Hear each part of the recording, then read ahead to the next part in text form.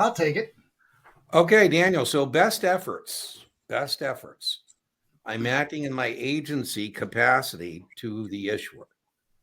I say as an underwriter, an investment banker, I'm going to do my damnedest to sell these securities. But my broker dealer or my syndicate is not willing to be at risk for unsold securities. Bingo. We have some 24s, I think, that are listening in. And if all I want to do is best efforts underwriting, my net capital standard is much lower because there's no contingent liability to me as a broker dealer.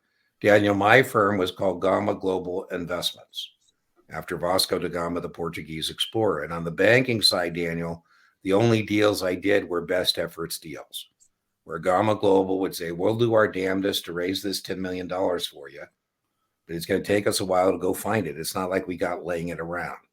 Now, I would lose deals sometimes because a firm commitment deal, Daniel, is also known as a bought deal, not testable, but BOGHT, where the syndicate or underwriter or investment banker just tells the issuer that $10 million is done. I will make sure that those shares are sold. In a firm commitment underwriting, we're acting in our dealer principal capacity, and you're not buying the stock from the issuer. The classic example, Daniel, I use is Facebook. Facebook, when it went public at 38, the IPO was a firm commitment underwriting led by Morgan Stanley.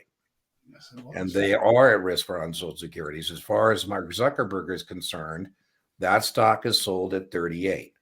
That deal got wobbly, and they were asking Zuckerberg about it. And he goes, well, it's not wobbly as far as I'm concerned. The way I understand a firm commitment underwriting, that's the syndicate stock at 38, and what they do with it is their problem. See, you wouldn't want to be yet. Yeah, his understanding is pretty damn good, and the syndicate lost $200 million in the Facebook IPO.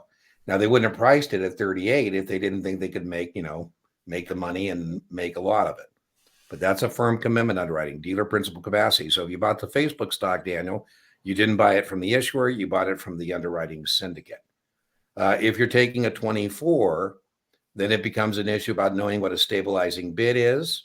In this case, the stabilization agent, my Facebook example, is going to stabilize it at 38 or lower. We're going to sell all we can, and then we're going to remove our stabilizing bid. It's kind of a legal form of pegging, and it will find its natural price. The test question on the 24 is that you can only use stabilization in a firm commitment underwriting. The stabilizing bid has to be at or below the public offering price. In the example 38, only one person can enter it. It's got to be in the prospectus. Better have the prospectus and not need it than need it and not have it. One other point. If you are a selling group member in a firm commitment underwriting or any underwriting, selling group members are never liable for unsold securities. Never. Brian, anything you want to add to that? You know I do. Oh, what was that? You know I do. Okay. Easy. So let's condense all that. Okay. Best efforts, no financial liability on the underwriter. Firm commitment, you betcha. Just like Dean said, they pay them all $10 million. It's a done deal. Financial liability. That's really the biggest difference between the two is the amount of liability. And again, depending on which exam you're taking, how far or deep that can go. Like Dean said, for the 24, it gets into net capital requirements and stabilization bids and those sorts of things.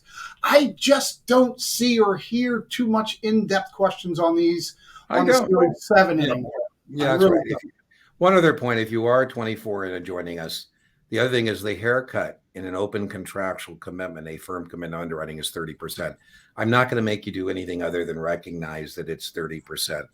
Because again, it ends up being an inventory position. Whatever Facebook stock we don't sell, it goes into inventory. One other comment. Didn't that stock go down to 20? It did. People forget. From 38 to 20. Yeah. I always joke, right? IPO either stands for it's probably overpriced. And, it's a sticky issue, which this one was, or IPO stands for instant profit opportunity. Exactly.